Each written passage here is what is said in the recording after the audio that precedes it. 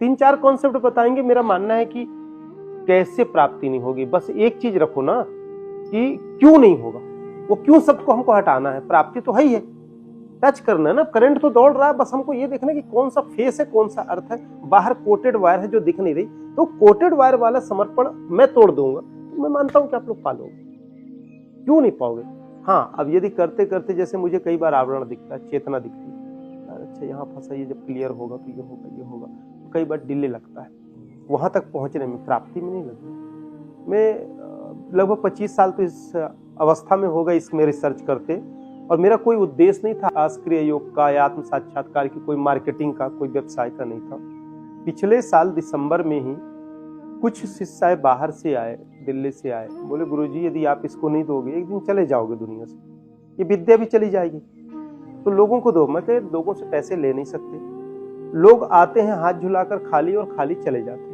अब पता चला कि इतनी बड़ी अलौकिक ऊर्जा लेके आश्रम में 10 लोग भंडारा खा रहे हैं, लाइट की व्यवस्था है, कुछ भी है, संसारिक जीवन तो अर्थ पे है। बोले गुरुजी हमारी जवाबदारी, आपको सिर्फ साधना कराना है। मैं कहती आप जिम्मेदारी लेते हो तो हम करवाते हैं, हमको क्या इश्यू। तो वो लोग भी ऑनेस्टली बहुत अच्छा कर रहे हैं, करवा रहे हैं, 2 पैसे बचते हैं आप लोगों से तो निर्माण करा रहे हैं, और भी अपने ट्रस्ट से भी वो डोनेशन लेके जो सक्षम लोग हैं उनसे लगा रहे हैं, क्योंकि इसमें तो उतना हो नहीं पा रहा। परंतु ये उन लोगों की देन है जो समाज के बीच में ज्ञान दे रहे हैं। अब जैसे कोई यूट्यूब में देखे या देखे सोचे कि नहीं गुरुजी फीस लेते हैं, ये लेते हैं, फीस मैं नहीं ले रहा हूँ, फीस ये आप लोगों की व्यवस्था का है, छांव का है, यहाँ के एक मानव जगत की जो मर्यादा है उसका है। तो इस तरह से उन्होंने चालू कराया, तो उनको भी धन्यवाद है जो एक ऊर्जा को लोगों तक पहुंचाना चाह रहे हैं। उसके पीछे भी उस परमात्मा की प्रेरणा है, और इसके पीछे एक घटना घटी थी पिछले साल। जैसे कई लोगों की साधना और तपस्या को सुनते हैं तो अंदर से तो मेरे को भी तड़फन होती है कि यार ये गलत बोल रहा है, ये ऐसा नहीं होना चाहिए, ऐसा होना चाहिए। देखो आप आईटी सेक्टर में, आपको तो पता है कहाँ पर क्लू है, कहाँ पे वायरस आ गया, कहाँ पे आ गया। भले आपका सीनियर बोल रहा है, डायरेक्टर बोल रहा है कि यार ऐसा होगा, पर अब वो तो डायरेक्शन दे रहा, आप तो मैनुअल कर रहे हो, तो मैनुअल वाले को जितना पता होगा उसको डायरेक्टर को नहीं होगा पता। तो पता तो चल रहा है कि यहाँ गलत हो रहा, पर सीनियर है, हम सुन सकते हैं, बोल नहीं सकते, हम सिर्फ सुनते हैं। मैं भी ऐसे कई लोगों का सुनता हूँ तो हेजिटेट होता हूँ कई बार, यार ऐसा नहीं, ऐसा होना चाहिए, ये नहीं है, ये गलत है। दुनिया कहाँ जा रही है, ये लोग कहाँ हैं और क्या आवरण लेके बैठे हैं। तो ऐसी स्थिति में क्या होता है, कहीं कोई बात आई कई लोगों से, जैसे सूक्ष्म शरीर से मैं देवलोक गया, कई ऐसे भी ऋषि संत मुझे मिले, फिर ऊपर ही हम लोगों ने एड्रेस लिया, क्रॉस चेक मैंने बहुत किया तार्किक ढंग से। फिर वो बोले मैं इधर रहता हूँ, मैं इधर, फिर हम शरीर में आए, फिर एक दूसरे से मिले, चर्चा हुई, जैसे रामलोक में मिले तो चर्चा हुई, फिर एक हिमालय का मिला, एक और है, कई हैं, 4-5 मिले, तो प्रूफ एविडेंस में मैं गया। तो एक दिन मैं आम के नीचे गया, शायद बच्चों ने बताया होगा, जहाँ मुझे आत्म साक्षात्कार हुआ। ये बहुत घना जंगल था, अभी भी यहाँ चीतल, तेंदुआ अभी भी आते हैं, लिपड़ वगैरह जो है ना, अभी भी हिरण, जंगली सुअर अभी भी आते हैं। रिसेंटली यही देखी थी पिछले साल, मंदिर पास शामी को खड़ा था, फॉरेस्ट वाले आते रहते हैं प्रोटेक्ट में। और उसके पीछे रीजन है, एक तो तपोभूमि में अट्रैक्ट होते हैं, बरसात में यहाँ आ जाओ ना तो हिम्मत नहीं पड़ेगी, एक दिन में 10-10, 12-12, 20-20 कोबरा निकलते हैं यहाँ, स्नेक, बिच्छू ऐसे निकलती हैं बड़ी बड़ी, आप बिलीव नहीं करेंगे, जो लोग आते हैं उनसे पूछना। कभी नुकसान किसी को नहीं हुआ, आज 25 साल हो गए, कभी असामाजिक तत्व का कोई नुकसान नहीं, कुछ भी नहीं, कहीं सामान पड़ा, कुछ भी पड़ा, कुछ भी नहीं, पीसफुल प्लेस है। पर प्रकृति का जो ऊर्जा होती है वहां सब खिंच के आते हैं। बरगद का पेड़ था, जब मैं आया था तो यहाँ तो कुछ नहीं, ये खेतियां अब होने लगी, जो अगल बगल देख रहे हैं, ये अब चमक आ गया लोगों का। पहले बहुत भीड़ होती थी, यहाँ शिविर चलते थे, प्रॉब्लम सॉल्व करते थे, कोई परेशानी हो लोगों को ठीक करना, निःशुल्क सेवा होता। तो मुझे लगा ये तो हो गया। तो एक दिन मैं आम के नीचे गया, रात को 9:30-10 बजे, पिछले साल की बात बता रहा हूँ। मैं क्या दादा गुरु ये बताओ, आपने जो दिया सब ठीक है, मैंने 15 साल इसको तार्किक ढंग से देखा, खुली आंखों में देख रहा हूँ, दीपक जल रहा है, मैं कहाँ तक बोलूँ कि नहीं दिख रहा। तो प्रत्यक्ष एविडेंस हमेशा मेरे जीवन में खुली आंख में था। मैं कहा अब तो दे दिए, ठीक दे दिए, इसको समझने वाला भी इस धरती में कोई है भाई।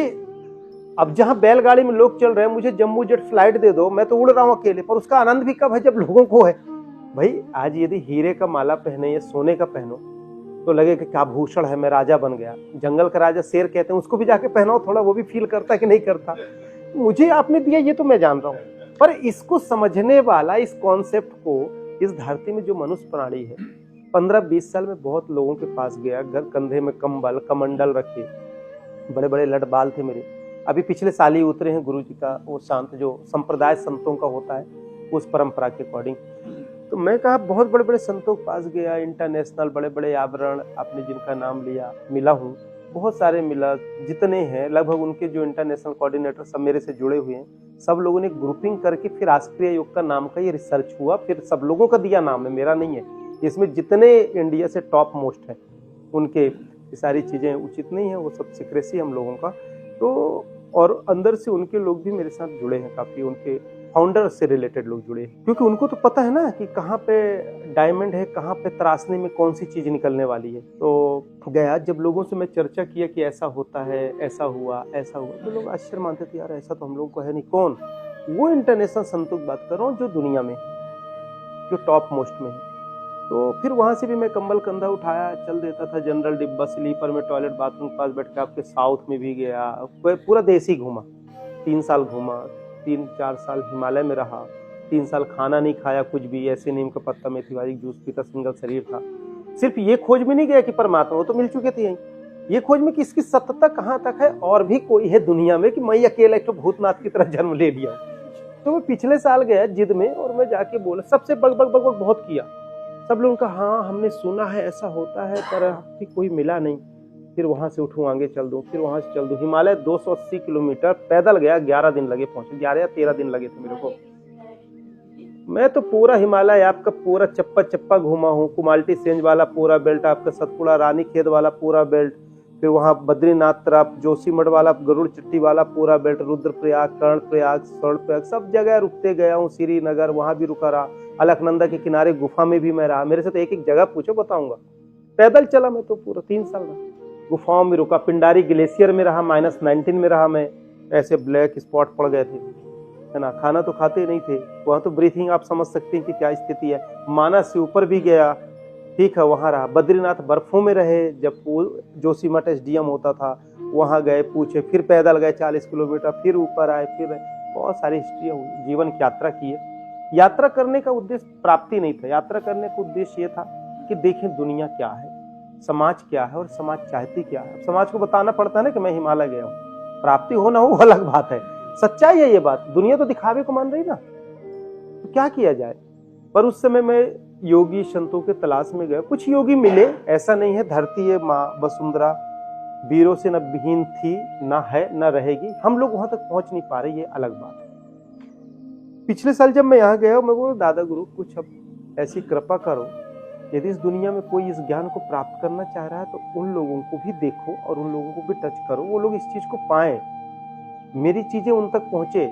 पानी आप मिनरल नहीं अमृत रख लो घर में, यदि उसको नहीं बांटोगे तो 1 साल 2 साल चाहे 100 साल में एक ना एक दिन वो कीड़े पड़ के डिस्ट्रॉय होगा। कुछ भी चीज हो, आप पैसे रख दो गल जाएगा, यदि गोल्ड भी रख दो तो उसमें भी आके प्रेत आत्माएं बैठ जाएंगी लालच में। बहुत सारी चीजें, मतलब हर चीज का एक लिमिटेशन है, नहीं तो उसमें भी दोष है, चाहे अमृत क्यों ना हो।